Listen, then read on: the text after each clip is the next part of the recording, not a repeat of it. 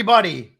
The Super Bowl is over. The Chiefs are the champs, and we on the Believe Fantasy Football Show are back. Fabs, your friendly neighborhood fantasy football analyst, and of course, the great, the legendary king, Bob Harris. Now, I know the Super Bowl happened like a bunch of days ago, and we still can recap it a little bit because we haven't done the podcast since the game was determined. For me, the game was garbage for the first 3.5 quarters, ballpark. And then after that, it got very exciting. Great finish. From a fantasy standpoint, well, Mahomes had one of his best games of the year, and he did part of it in the fourth quarter and into overtime. Had he not gotten into overtime, he would have scored fewer than 18 points, which would have been which would have been ballpark what he's been this season, which is average. Right. Kelsey had one catch in the first half, did nothing, and then got pissed off and yelled at Andy Reid, and eventually ended up having a huge game from a real football and fantasy football perspective. But I mean, McCole Hardman had a big game. If you had him in DFS, you were probably pretty happy about that. And on the Niners side, it was Christian McCaffrey and Jawan Jennings. Yep. Bob Harris. Like, those were the only two guys from a fantasy standpoint who did anything. Brandon Ayuk, Deebo Samuel, George Kittle, double, Yeah. Your thoughts on the game? So in general, like when we talked last, I mean, I given myself a path to a 49ers victory, and I feel that path was correct. It just didn't come to pass. They were one Christian McCaffrey big play away from almost nailing my projected 31-24 outcome. And he made the one big play. It was a trick play, granted, from Jawan Jennings, the pass. By the way, my article last week on Football Guys was about the outliers, all of them that I highlighted. Jennings, MVS, Hardman all scored. But I highlighted everybody. So I'm just saying that my top of my list, I thought it came through nicely. You always expect someone in the Super Bowl to come out of nowhere. I thought the Chiefs' defense was on point. Chris Jones was amazing. The secondary, Snead, Duffy, the safeties, the linebacking core, all played fantastic. I think you have to make a point of putting some blockers on Chris Jones on plays when it matters the most. Idea. It would be a good lesson to learn. And I thought the 49ers defense played well. Sorry that Steve Wilkes and Kyle Shanahan didn't see eye to eye. Wilkes fired yesterday after his defense ranked third in the NFL. All season long. I think that came up from that one play, Fabs. Like there was he had a defense called. Shanahan called the timeout. You can see, it was a big play moment, and it didn't go their way. So, look, I enjoyed the game. I'm not a fan of games where there are no points scored in any quarter. I know, yeah, it was. The first half was not fun to watch at all. I mean, there was no points scored in the first quarter, and the Chiefs offense was, I mean, let's be honest. The Chiefs offense looked like crap. Isaiah Pacheco came up short for sure. And then I think the turning point of the game was the fumble on the punt. Yep. That gave the Chiefs that crazy good field position. They end up scoring, and that changed the momentum of the game. The Niners made a couple of bad calls. Say what you will about Kansas City's offensive line, whether or not they held or didn't hold, but they didn't get called for any holding penalties for the third Super Bowl in a row, which is like crazy to me. But Taylor Swift was happy. Travis Kelce was happy. Everyone was happy, except for maybe those of us who started any 49ers not named McCaffrey or Jennings in our fantasy football postseason league. We talk about a game of inches, though, and the point you made on the punt, I mean, randomly hitting somebody on the foot, forcing Richie James to try to make a play that he couldn't make. And, just like, I mean, football is a game of inches and in split-second decisions. Yeah. So, listen, it was a mediocre game until the end, which kind of caps off what's been a mediocre NFL season, especially with all the quarterbacks getting hurt. 66 quarterbacks starting a game, the most since the strike year. And the Chiefs are the champs again. I have to mention what happened in Kansas City, and I hope and pray that everyone there is going to be okay. I know there was one loss of life, which awful. And we're all, of course, praying for everyone else who was affected, whether or not they were actually injured in the melee in Kansas City, or they had a friend or a family member who was injured. So hopefully everyone is going to come out of that okay, as much as you can possibly be okay having to endure a situation like that. So, but Bob and I are going to talk today about, well, this is Valentine's week. Valentine's Day was yesterday. We're going to talk about 10 players that I kind of have a crush on going into next season. Not that kind of crush, a fantasy football crush, guys that I want on my team, not guys who are sleepers or breakouts. I mean, I'm not tagging these players anything. They're just guys that I will be targeting in my fantasy football drafts in 2024. And then we're also going to be talking about some of the incoming rookie quarterbacks and some names that you're going to want to know because the combine is coming up next on the NFL schedule. But first, Bet Online, Bob, continues to be your number one source for all your basketball wagering needs, including pro and college hoops throughout the year with up-to-the-minute odds, stats, and trends. You can follow your favorite teams past to the playoffs with in-game live betting contests and all the best player props. Experience the world's best wagering platform anytime from your desktop or mobile devices. Head to Bet Online today to become part of the team. And remember to use promo code BELIEVE for your 50% welcome bonus on your first deposit. Bet Online, the game starts here. I am going to start with my fantasy man crush list. And I put them in order of, I guess, the biggest crush to the least biggest crushed. I don't even know if that makes sense, but you guys get it. I love all these dudes, and I'm trying to get them on all of my fantasy teams, or at least most of them for 2024. And Bob, we're going to see. You'll be Cupid here. Let's put it. I mean, you're bald, right? You may be wearing a diaper right now. I don't know. But and I'm sure you have a bow and arrow somewhere around there that you'd like to shoot me in the head with right through this this glorious Elgato camera that I have. Right. So you're going to tell me, Bob Harris, if I hit the mark with the player, or this is not what you think real love is, right? This is not someone that you're into for whatever reason. I'm going to start off with Bijan Robinson. He didn't have a bad rookie year. He finished 9th in points for the season among running backs, but he was only 17th in terms of points per game among running backs who played in at least 10 games. So we all thought he'd be better, and I don't know that it was his fault. Arthur Smith is now gone, and I'm guessing now with the new regime in place, Bob Harris, that Bijan will get the ball a hell of a lot more and actually meet the expectations we had for him as a rookie. Yeah, I think, Zach Robinson is the offensive coordinator. I don't know that you can draw a direct line from what we should expect from Robinson versus what we got from Kyron Williams. But Williams was phenomenal, 1,144 rushing yards, third most in the NFL last season. But more impressive was his 19 carry per game average over the games he was healthy. But if you narrow that down to when it mattered most to fantasy managers, weeks 13 through 17, he averaged 23 carries a game. You throw in 13 catches over that 5-game span, you get 25 plus touches per game. That's league-winning volume for fantasy managers, especially compared to Robinson's 214 carries over 17 games, which ranked 19th in the NFL. So you're paying a premium right now. I've been drafting already. I'm in the best ball rooms and also have done 5 mock drafts. Robinson does not escape the first round, nor should he. He's basically the current best ball ADP is running back 3. Expect to pay around an 8th round pick for him right now, depending on how your draft plays out. It could vary depending on how people see it, but that's about the range, and I'm okay playing it, but he has to hit all the marks to return that value. Yeah. Garrett Wilson, he was on this list last season, and when Aaron Rodgers goes down after 4 snaps, that kind of all went out the window. So he is, and I am leaning on, and maybe this is going to be to my demise when it comes to my Garrett Wilson love. I mean, the Jets are cursed at quarterback. So I'm assuming Aaron Rodgers will play most of the season. Let's hope so.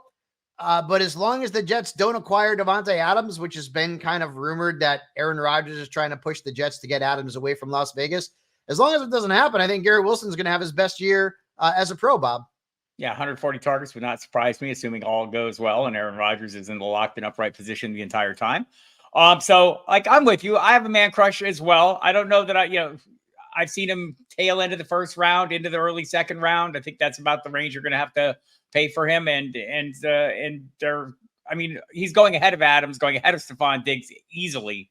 Yes. Some guys that have traditionally gone, in the first round or right outside the second. Wilson has definitely moved up in that range. And I think the expectation is that 140 target range, something around there. And I could see that. Marvin Harrison Jr., I love him. I don't know where he's going. I hope it's Arizona. That's my dream landing spot for him, and realistic dream landing spot for him.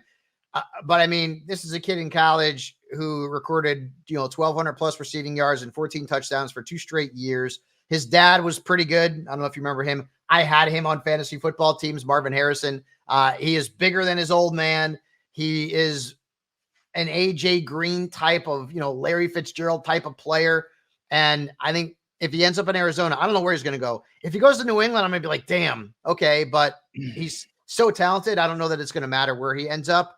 But I love Marvin Harrison Jr., and I will take him at the top of the 3rd round if I get a chance. You might not get a chance in the drafts I've been in, and it might be I'm in industry drafts right now, so it might be people trying to plant their flag early. I've seen him go in the 2nd round. He's a tail end wide receiver 1, which seems like a bit of a reach for me. Like we saw last year, the handful of 1st round wide receivers had varying degrees of success. None of them ended up as wide receiver 1s, although we can go back a year ago, Garrett Wilson. You can make that argument for that he should be in that range. I will wait till he gets a helmet on before I start getting, invested too heavily, but I'll be doing hundreds of drafts this year. So I'll have every opportunity to do that. For right now, the early pre-draft drafts, I'm letting other people be the heroes, but that's where you're seeing him go. I haven't seen him escape, I want to say the halfway point of the 3rd round. Right. Yeah. That's where I've been seeing him get drafted to, is in round 3. And hell, I mean, when you see all the rookie wide receivers who are coming out of college and making immediate impact, I think it only makes sense that we're a little bit higher on Harrison, than we might have been in the past, because we are seeing rookies come in and make an immediate impact. Speaking of a rookie who made an immediate impact, how about Anthony Richardson, also on my fantasy love list this season? Do I worry about his durability? Yes. Remember, he injured his shoulder. He had gotten banged up. Maybe he's got to alter his style of play. I hope that he can learn to slide, Bob Harris. That would be great. But before he got hurt, he was awesome. I mean, two of his 3 full games were over 20 points. Right. And the other one was over 17 points. I'm assuming Michael Pittman Jr. will be back. Jonathan Taylor will, I'm assuming, be 100% in camp. We all know he's good to go with the contract. And if the Colts can maybe add some pieces, I like Josh Downs as well. If they could add some pieces on the offense and offensive line, that team could be very fantasy friendly. And Richardson is a guy that I am very high on for next season. That's not a bold prediction, Bob Harris. It's just the eye test from what I saw in his limited time as a rookie. I'm all in. I was all in as a rookie. I'm all in now. Yeah. I think, the talk when he came in was that he is not a great passer. I think the Colts saw it differently. I know my friend Matt Waldman at the rookie scouting portfolio saw it differently. They just felt like, the completion percentage at Florida, 54.7%. The Colts thought that was a mirage. They thought he had good pocket presence, that he could, keep his eyes downfield. But they needed to see that translate to the NFL. Part of that was learning the language. He learned it quickly. Thing you mentioned about the injuries is important, right? And by the way, he averaged 22.1 points per game in those first 4 weeks, which was 4th in the NFL. And you mentioned the rushing game. I'm eager to see what opposing defenses have to figure out at the mesh point on RPOs when it's Richardson and a healthy Jonathan Taylor. That's going to make him even more effective as a passer. But my buddy Zach Kruger over at Roto World laid it out. In the 2 complete games played by Richardson, weeks 1 and 4, the Colts had a 64.4% pass rate in neutral game scripts. They're throwing, right? I mean, that's evidence, and it's a narrow sample size, granted, but that's evidence to me that they see what they've been talking about Richardson. They also see and they plan to implement. And Shane Steichen, I think, is a great coach to do that. We saw him approach rookie quarterbacks in 2 different ways, right? When he was with Los Angeles and Justin Herbert, he threw the ball more than any other rookie ever, in the league that year. Then with Jalen Hurts, he focused more on the run, and that, to start out. We have the best of both worlds. He's got experience in both these approaches. And so I think he's the ideal person to craft a great offense. So I'm with you. I have seen him. I've been trying to draft him. And I keep getting undercut. I've seen him go first draft I did. He went in the 6th round, like 6-1. He's going at the turn, the 5-6 turn. This last draft I did, he went at the 4-5 turn, the 5-1. I'm going to jump up. The thing you could do about that, Fabs, is, and any savvy fantasy player will do, it's okay to reach up for a quarterback knowing that there are players that are going to be available in double-digit rounds. You look at the current ADP right now. That list starts with Brock Purdy, who was quarterback 6 this year, is going, is quarterback 12. Jordan Love in that same range. He finished well inside that. Kirk Cousins, assuming he's healthy. If he's back in Minnesota, he was quarterback 4 through the games he was healthy, the 8 weeks he was healthy. So I think there's something to be said for reaching up, buying the lottery ticket, right? And that's what he is, and hoping for the best. And it gives me a chance to one last thing, pound on the table here. Learn from what your opposition has done. Look around the league. Tua Tagovailoa had a problem absorbing blows, right? The Miami Dolphins invested in time and money in buying him a trainer, a jiu-jitsu trainer, learning how to take punishments, learning how to roll with blows, learning how to fall correctly. This is probably a wise course of action if you're investing, let's say, I don't know, $500 million, says the Kansas City Chiefs, in your quarterback over the course of his career. It's probably a wise choice, course of action to make sure they're able to absorb blows. And people do that. There are people who fight for a living, who absorb punishment for a living, and end up, for the most part, okay. Bob Harris talking about jiu-jitsu. Yeah, buddy. Karate Kid. Did you see that movie, by the way? It wasn't jiu-jitsu. It was Miyagi something. I don't know. It was wax on, wax off. You ever see Karate Kid? Of course I did. All right. Well, I don't know. Sometimes I ask you if you've seen movies that are like. Well, I don't see the stupid movies. You don't see them, like Forrest Gump. Nah, I don't watch that. All right. A couple of more wide receivers that I'm digging on. And we'll go through 3, Bob. I want to get your opinions on these 3 guys, and they're all second-year players. First off, Tank Dell. And I got to say, as a rookie, I wasn't on him. He's a small guy. But, boy, he freaking was good when 16.5 points per game in the 10 games that he played a full game. And he had 17-plus points in 6 of those 10 games. Like, he was great. And he's not a big guy at all. And I think, he's a product of the offense. We didn't see CJ Stroud coming. We didn't see I think we did see Nico Collins emerging, but we didn't see Tank Dell, and we didn't see Stroud making that transition from college to the pros with such statistical success. And so I dig Tank Dell. I dig Jaden Reed. I was a fan of him in the preseason. I thought, hey, if you could take him late, deep sleeper type.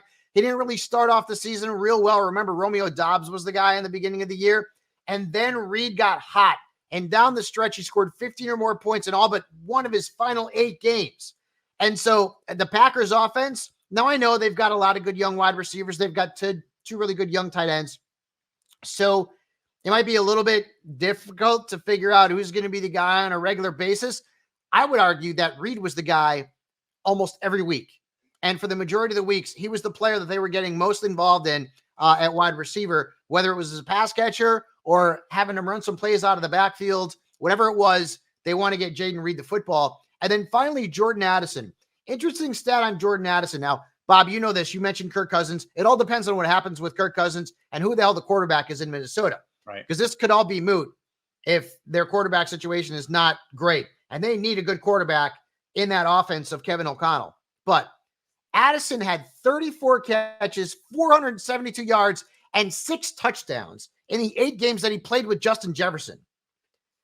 Justin Jefferson draws defenses like nobody, right? In this league. I mean, you got to cover him, and you can't cover him with just one dude. So when Jefferson played, Addison was having his way. He was getting, 6 touchdowns in 8 games, and he scored double-digit touchdowns. It was not like it was bad when Jefferson was out, but he was really consistent and getting into the end zone when Jefferson was playing. We hope that Jefferson will be playing 17 games in 2024. We hope that Kirk Cousins will be the quarterback. And if he's not, who knows? Maybe it's Justin Fields. I don't know what they're going to do, but I hope it's Cousins. And if it is, I think Jordan Addison is going to be potentially like one of those like high to mid-tier wide receiver too, Bobs. So give us your thoughts on those 3 wide receivers.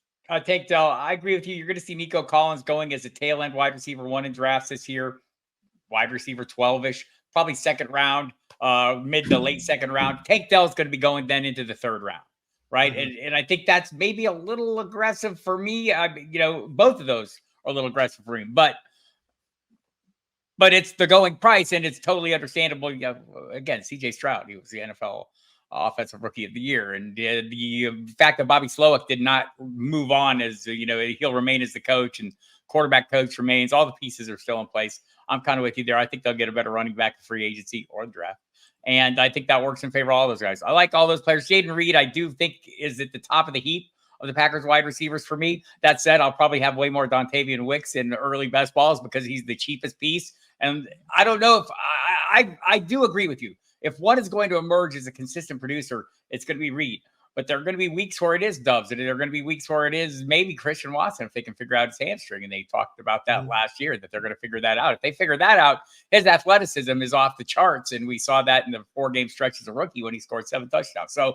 So I'm with you on Reed. I like him an awful lot. I don't know if I want to pay the freight for him right now. And in Addison, I'll pay for. I think he's reasonably priced, the most reasonably priced of the 3. And I think everything you said is spot on him. By the way, Miyagi-Do karate. Thank you, Toss. I couldn't think about it. But I remembered it. Bob, he's driving me. Bob is like the Johnny of this program, right? Oh my goodness gracious! All right. Anyways, another running back that I like, and then 2 tight ends, and then we're gonna get to the rookie quarterbacks. Tajay Spears. I don't know what's going on with Derrick Henry. I don't know if he's back in Tennessee, but if he's not, Tajay Spears is a real nice sleeper attack, breakout kind of guy. He averaged 4.5 yards per rush as a rookie. He averaged over 11 fantasy points in the games where he saw at least 10 touches, and that was only 7 games. He is an electric type player. The Titans offense is going to look very different under Callahan. We don't know what's going on with Derrick Henry, and I assume that the Titans, if they don't bring back Derrick Henry, will bring in another running back. But Spears could be a lot of fun to watch. The 2 tight ends, well, one of them is Trey McBride. Listen to these numbers, Bob. Trey McBride finished 7th in fantasy points on the season. Okay. Now, part of that is that tight end stinks. It's a bad position. It's not deep. In his first 7 games, when Zach Ertz was the number 1, he was the tight end 29 and averaged 4.6 points per game. After Ertz got hurt and he was out of the mix, McBride was the tight end 3, and he averaged 15 points per game. That was more than Sam Laporta, Travis Kelce, George Kittle, and Mark Andrews. Yep. This kid is in a great spot. Now, if they bring in Marvin Harrison Jr., okay, I don't care. I'm still all in on Trey McBride. Love what he's going to be able to be with this Cardinals. And it's crazy, too, because, the Cardinals forever did not have good fantasy tight ends, ever. They always, right? I mean, their best fantasy tight end was, Freddie Jones, 1 year. I can't even remember. Rob Awalt. They were just bad, right? They just always – but now, Ertz was good for that short period of time he's in Arizona, and now I think McBride's going to be a star. And the other guy is a rookie, and that's Brock Bowers. And I think, Bob, Sam Laporta especially, but also Dalton Kincaid, and then to a lesser degree, Luke Musgrave, having good seasons as rookies, I think that that eases the mind of fantasy managers who are afraid that drafting a rookie tight end is an exercise in futility, because typically they don't really produce. But after we saw Laporta be the best tight end in fantasy football in his first year, we saw Kincaid make some noise. Musgrave, when he was healthy, he had a couple of games. Tucker Kraft in Green Bay, same kind of thing. I feel better about drafting a rookie that is considered to be one of the best tight ends to come out of college in the last decade. This guy had 175 catches, over 2,500 yards, and 26 touchdowns in 40 career games at Georgia. And again, I'm not typically big on rookie tight ends, but this guy, if I could get him late as a tight end 2, and I think I can, I am going to be in on that. So I tried to do that in the SiriusXM hoster draft that we held. The initial one was the middle of the month, and I thought I'm gonna be really smart. I did get Sam Laporta in round 4. I thought that was a reasonable value for him in this particular draft. But my plan was late in this draft, we only went 12 rounds. I said round 11, I'm gonna grab Bowers and just try and plant my flag and be a smart guy. And he went about 3 picks before me. So middle of the 11th round, I think he ended up going 11-5. I had 11-8 in that particular draft, or the 8th pick in that round. And I missed out on Bowers, but that seems to be the range. I wonder if as the season gets closer and people know where he's at, that he won't start moving up as people start, analysts and the world starts talking up, his talents a little more post-draft. Something we'll see in drafts, Fabs, is early drafts. the memories from last year are really fresh in our head, and you'll see people really adhere, like the quarterbacks going later. But as we get closer to the season, people forget those lessons and they start reverting back, crawling back into their old armor and shells and doing the things that they've been comfortable with their whole life. So that means you're going to draft like 3 running backs to start every draft, right? So, I mean, that's just, people tend to do that. So we'll see how the rookie tight ends play out. But I'm with you. Bowers looks like a unique player, although the photos of him at the Super Bowl. Yeah, he didn't look like a football player, right? He's not an imposing physical specimen, no, but he's a kind of, he was an every down guy on the field. So, and I think maybe the pictures of him next to Gronk, like everybody next to Gronk looks like a miniature human. Like even during the game programs, he's standing next to Howie Long, he towers over him. I'm thinking, man. Yeah, I'm adjusting my friend Dave Kluge, a football guy, said he was adjusting his dynasty rankings and moving Gronk up after seeing those photos. Ah, nice. Well, remember Hunter Renfrow? I mean, he looked like my guidance counselor from high school, right? Crying out loud, and he had a good year. Fair enough. So looks can be deceiving, Bob Harris. All right, so that's a look at my Valentine's Day fantasy crush list, and you can find that full list over at Sports Illustrated.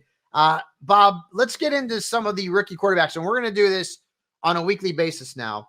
We're going to look at one skill position and talk about some of the top prospects because, combine's coming up and fantasy managers are going to be wanting to know which of these quarterbacks they're going to end up drafting in dynasty, in redraft, etc.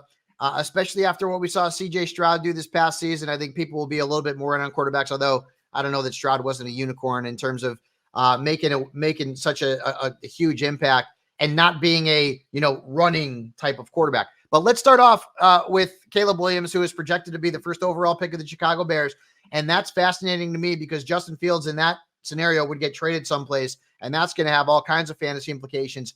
But we'll talk about Williams first. And now this is the time of the year where I'm on YouTube all the time, and I'm just watching these guys. I'm watching different game film and highlights of these players to see exactly what they are because I don't watch college football. I don't have time to watch college football during football season. I just don't. So now is my time to study up on these guys and read the very smart people writing articles and producing video content like Daniel Jeremiah, for example, and many others. So Williams, in his final 2 years with the Trojans, 52 touchdown passes, only 10 interceptions. He completed more than 67% of his passes, and he rushed for 21 touchdowns, not 21 yards in that time. Now he's not, Cam Newton or Robert Griffin III, but he can give you some love on the ground. He's got really good arm talent. He can make every throw. When he's forced to scramble from the pocket, he can make plays. He's a playmaker. And my NFL player comp for him is Patrick Mahomes. And I'm not saying he's going to be Patrick Mahomes. All I'm saying is that he reminds me of Patrick Mahomes in his skill set, in his build, and the type of throws that he can make. And if he goes to Chicago, which most people are predicting, Bob, I'm pretty sure he's going to end up being drafted late in redrafts and in dynasty. He's going to be the first quarterback off the board. All I heard was Williams is Patrick Mahomes. Clip that, please. I didn't say I said he's comparable in his physical skill set, jerk. So anyway, we do the same thing, right? We're working on NFL football during the NFL season. These guys might as well be like space aliens dropped onto the planet as far as I'm concerned. So I'm playing catch up as well. So I asked, and we talked to many of the draftnik type people. I'm keen on Matt Waldman, the rookie scouting portfolio. I know how he does his work, but others as well. And everyone we've asked on the Football Diehards program on Sirius, we've asked every single guest, if you were in a startup dynasty, where would Anthony Richardson rank in this year's class? Inevitably, he would rank behind Caleb Williams. I think inevitably, Williams is quarterback 1. Richardson will be quarterback 2 in a dynasty startup. And so 2 quarterbacks. So in case you're wondering why people will be drafting quarterbacks first overall, that would be why. Because we frame it carefully, people. I was going to say, wait a minute. But that's, that's where he's at. And so, if he lands in Chicago, there is some talk that Washington's fixing to make a move. For the obvious reason, Cliff Kingsbury. They're going to have to pay through the nose to get him. Yeah. Maybe they will. I mean, they went out and hired Cliff Kingsbury. The last time we saw somebody hire Cliff Kingsbury and people started saying, oh, well, maybe they'll try to get Kyler Murray, even though they had Josh Rosen or whatever. I mean, they went out and got Kyler Murray. They went out and got his guy. So, I think you're going to hear a lot of that discussion heading into the draft. I think the Falcons are another team that would be wise to move up. I don't know that they'll move up that far, but maybe they'll be satisfied taking the leftovers, which is Fields. And I don't mean that in a derogatory way for Fields. I think he'll be a fine player, but clearly if the Bears are willing to move on from him, it's because Caleb Williams is great, or they expect him to be great, less so than they did a knock on Fields. Boy, the Panthers really messed up. Anyways, I don't know. I guess hindsight is 2020, I guess, right? Next up is Drake May out of North Carolina. And by the way, love the Tar Heels uniforms. Something about that powder blue is just glorious out there on the gridiron or in any sport. He's a big guy. He's 6'4", he's 230. Real good arm strength, very accurate. He completed 65% of his passes while throwing for just 62 touchdowns and only 16 interceptions with the Tar Heels over his final 2 years. And another thing about Drake May is that he can run. He rushed for over 1,100 yards and 16 touchdowns in his final 16 collegiate games. Like, you got to take that and keep that in the back of your mind. This kid is big. He's got a big arm, but he can run with it. If you look at some other intangibles, was looking at our friends over at PFF. Drake May led all FBS quarterbacks with a minimum of 50 pass attempts with a 94.8 passer rating, passer grade, on throws between the hashes. What does that mean? That he gets back into the pocket. He goes through his progressions very well. And when his progressions break down and he's got to throw the ball, he is making accurate passes and he's making good decisions. That's big. He is like, Bob, he's like the perfect, new age, prototypical NFL quarterback. My player comp for him is Ben Roethlisberger, and I think he can be a better runner than Ben Roethlisberger. People forget, Roethlisberger was around for a long time. When he came into he could run a little bit, right? I mean, again, he's not Cam Newton, but he could run a little bit. Drake May is very intriguing to me. Right now, we would project him to go to the Washington Commanders. As you mentioned, maybe they move up and try to get Caleb Williams. But despite the fact that North Carolina Tar Heel quarterbacks have not done well in the NFL, I'm gonna throw that out, and I think Drake May could be special. He's been sliding a little bit, in the estimation of a lot of the draft picks. You see him moving down a little bit, or maybe more that somebody else is moving up, who we will talk about momentarily. Yes. So yeah, I'm kind of with you. I mean, kind of somewhere in between Josh Allen and Ben Roethlisberger, right? Maybe a similar type of athletic, physical quarterback. So big arm. There's inconsistencies in his game, so he'll need to polish that up. But I can remember when Josh Allen came in the league and couldn't hit the broadside of a barn, right? So people do improve with high-end coaching, and we'll see where the landing spot will make a difference. I mean, I see the top three going likely to the top three spots if there are no significant changes. So we'll see how that plays out. But whether you think it's going to be, whether you think he's the guy, or that maybe the guy we're about to talk about, Jaden Daniels, is the guy, that's the question mark, right? And Jaden Daniels is, you wanted to, now, if you're talking about a rushing quarterback, this is the guy. Jaden Daniels, he was a 5-year starter in college. Remember, he started his career at Arizona State, and then he ended up transferring over to LSU. In that time, he completed 66% of his career passes, and he had a 70.4% completion percentage in 2022. So the kid is very accurate with his passes. He's dynamic. He's real athletic. He rushed for 2,109 yards and 21 touchdowns as a runner. Okay. That's big. We want guys who can run with the football as a quarterback, especially as a rookie. I wouldn't be surprised if Jaden Daniels ends up in the right spot, that he's the best quarterback in fantasy football this season. There's a couple of issues with him, though. I think there's potential durability problems because he's not a big guy. He's real slight of frame. And because of his style of play, Bob, that could open him up to injuries. Right. And again, he's not, when you look at him, he's not Anthony Richardson looks a little bit bigger to me. He is a little bit bigger. He's a lot bigger. Exactly. Right. Sarcastically. Jaden Daniels is not. He's kind of a slight of frame guy. But he's got to end up in an offense that's going to run a lot of RPOs and is going to run a lot of design plays for the quarterback. My NFL player comparison to him is Deshaun Watson on the field, at least when Deshaun Watson came out of college. So he's a player to watch. There's been talk that, the Patriots will take him at 3. Your thoughts on Jaden Daniels, Bob? Yeah, I think he's the, kind of the wild card. I don't want to call him the lottery ticket because I do think Caleb Williams is right there. But yeah, everything you said is true. Deep ball accuracy is fantastic. The rushing ability is phenomenal. He doesn't turn the ball over. All those things that you like to see.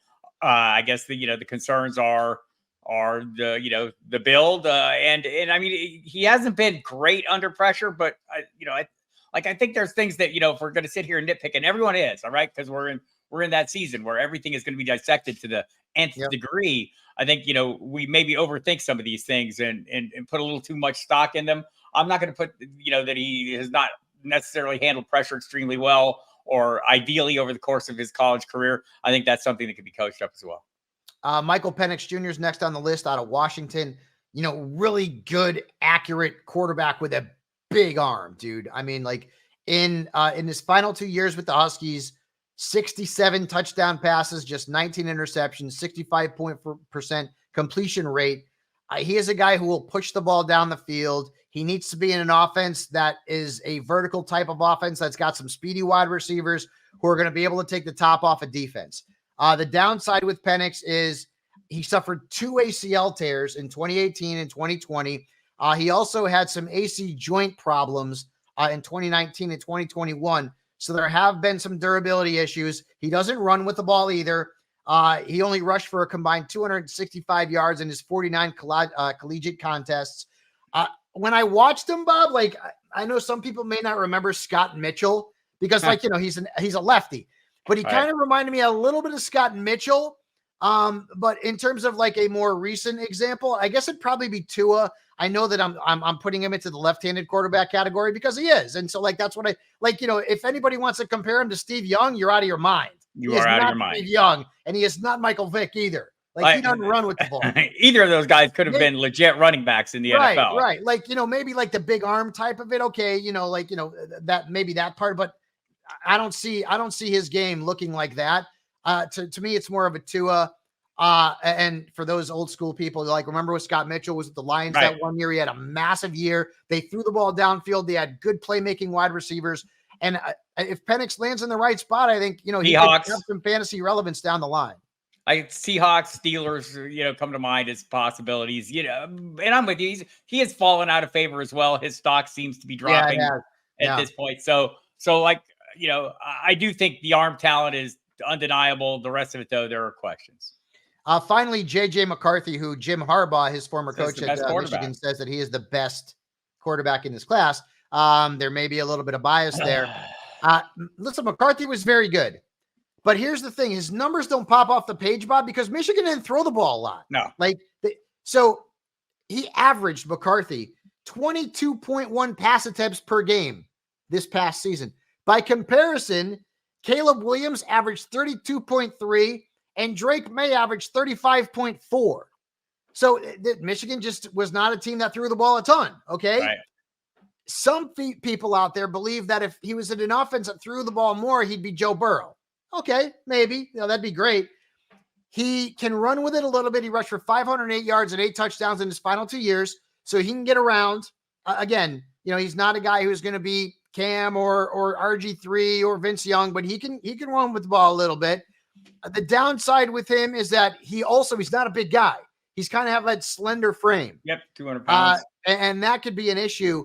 My NFL comparison for him is Kirk Cousins, and that's on the high end with JJ McCarthy, who could end up being a late first-round pick, Bob, maybe even higher. Maybe even in Minnesota, where, I know my colleagues and football guys, they just came out with a rookie draft guide there. People, if you want to go get it, it's absolutely free. Just put in your email address, go to footballguys.com, get it, download it immediately for free. They kind of like throw that out there that he might be an ideal fit in the kind of the McVay, Shanahan style offense. Kevin O'Connell awaiting there with, even if they bring in, even if they retain Kirk Cousins, which hoping they will, that there's a shelf life there, right? He's not going to play forever, and you're grooming a young quarterback to come up and be able to take his place would be an ideal spot. But there are other spots as well. But I'm with you on him. I'm a little bit, the hype is going to roll because of Harbaugh's comments, but we'll see where it plays out. Landing spot's going to matter. All right, guys, that's our look at the top 5 rookie quarterbacks. Of course, there are some more that we will be looking at down the line. We'll be covering the running backs, the wide receivers, the tight ends, all the positions over the next several weeks. Bob, I put into the rundown here something I think that we should do at the end of every show. We can get Toss involved as well. I call it something to believe in. You get it? You get it? You get it? It can be anything about football. It could be anything about pop culture, whatever you want it to be, Bob. Something that Bob Harris believes in right now. And I guess I brought that up because it's a Poison song. Bret Michaels is going to be on my Sirius XM show this week from Poison. I am a big hair band guy, so I'm very excited about that. So it just all made sense. So anything in the news, Bob, it can be sports, it could be whatever you want it to be. Bob Harris, what is there out there that you're believing in right now? I'm believing in going to see, people say, take the trip, go see the show. Go see the show. This past couple weeks, there was a show here in Dallas that I've seen the band Tool many, many times. Many, many times. I did not see them when they were here on February 2nd. I had a radio show that night. My co-host was out. I felt like I was obligated. I wanted to go to the show, but I kind of decided, look, I've seen them like 9 times. If I need to go, I have so much regret right now that I didn't go. I wish go to the show, people. I believe in taking advantage of your opportunities, whether it pertains to going to concerts, taking trips, spending time with people. Take your chances and don't have any regrets afterwards. All right, Toss, give me something that you believe in. I'm going to stick in the fantasy football realm here. If you're in a keeper league where you rookie draft, I believe in trading some of your current roster to move up and get 2 first-round picks in the rookie draft, because I think those quarterbacks, the top 3 that y'all mentioned, are all going to be, in fact, impactful pros, and there's a ton of receivers in this class. It's a very deep receiver class. So if you're one of those people who leveraged a bunch of your draft capital from this year to get players to compete for a championship, I'd reverse that order. And I believe in this upcoming draft class. I think it's stacked with talent. So it's not as fun, Fabs. It's not outside of fantasy football, but this is the Believe Fantasy Football show. So I thought it was relevant. Yeah, listen, it could be anything, man. It could be anything you want. Anything you want. Bob is going to laugh at me for this one. I generally laugh at you though, so that's like not a big. It's not like a huge off the wall prediction. You are going to laugh at me for this one, and Toss is probably going to laugh at me for this one too, as well. As you guys know, I love rock and metal. I am a huge fan, and I have been a huge fan forever. I also love female metal singers. Love them, like dating back to like Heart and Fleetwood Mac, like Stevie Nicks. I love female metal singers. And there is a girl, I can't pronounce her name. Daria Zaretskaya. I can't pronounce her last name.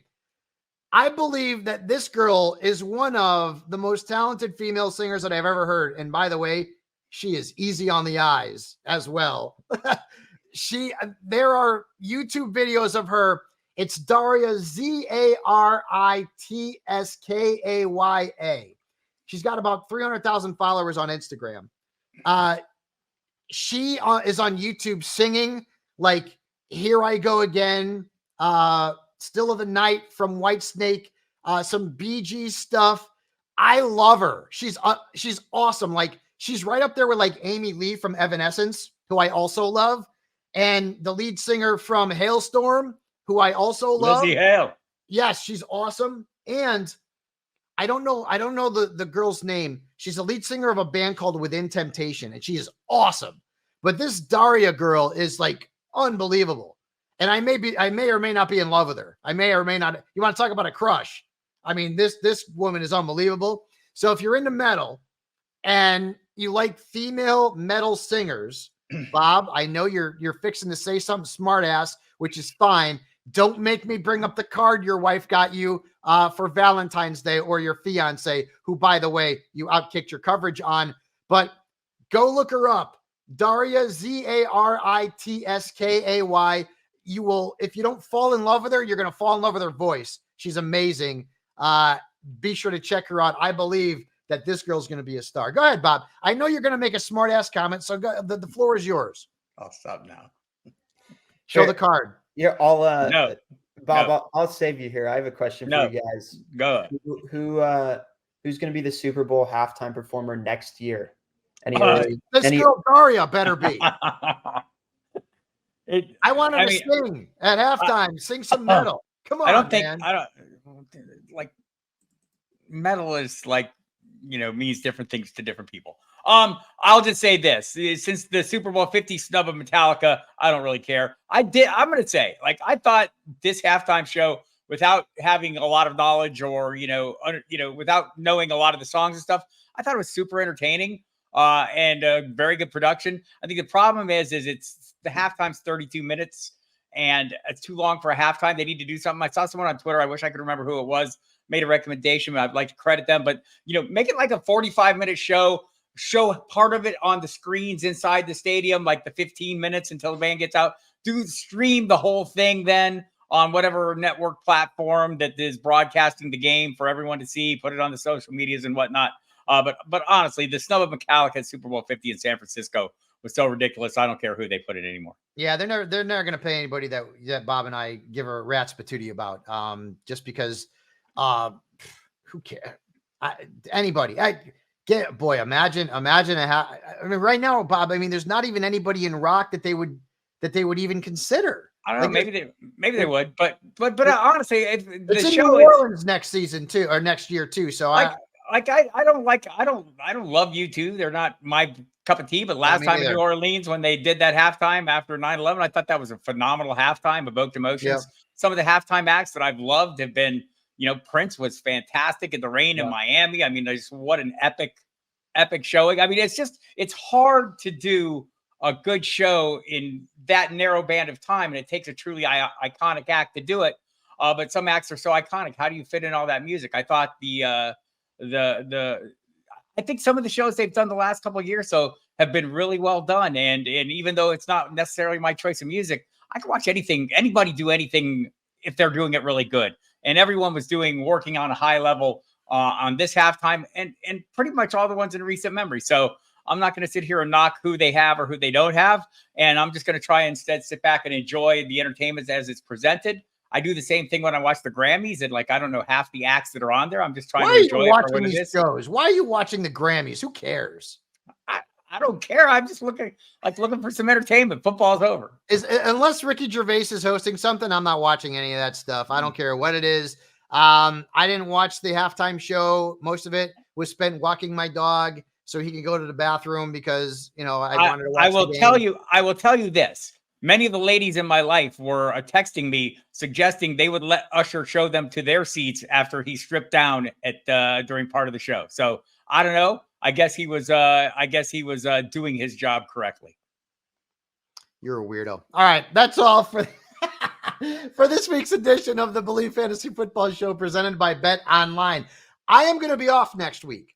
Whether or not Bob Harris wants to do the show with Taz solo, I don't know. It's up to him. It's Bob Harris's world. We're just living in it. But we will be back soon to continue our look at the rookies. We will look at the running backs when we come back on the Believe Fantasy Football Show, again, presented by Bet Online. For Taz and the great Bob Harris, the legendary king, I am Fabs.